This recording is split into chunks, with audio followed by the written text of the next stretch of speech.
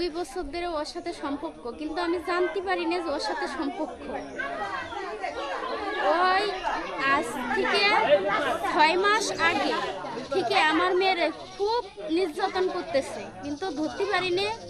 ওদের ঘরের মধ্যে নিয়ে 3 দিন করেছে। ওর নাম কি? ওর নাম তুষার। বাবার নাম কি? বাবার নাম আকের। বাড়ি কোথায়? আকের শেখ, বাড়ি মহিষাখোলা, আচ্ছা। আমাদের পাশের বাড়ি।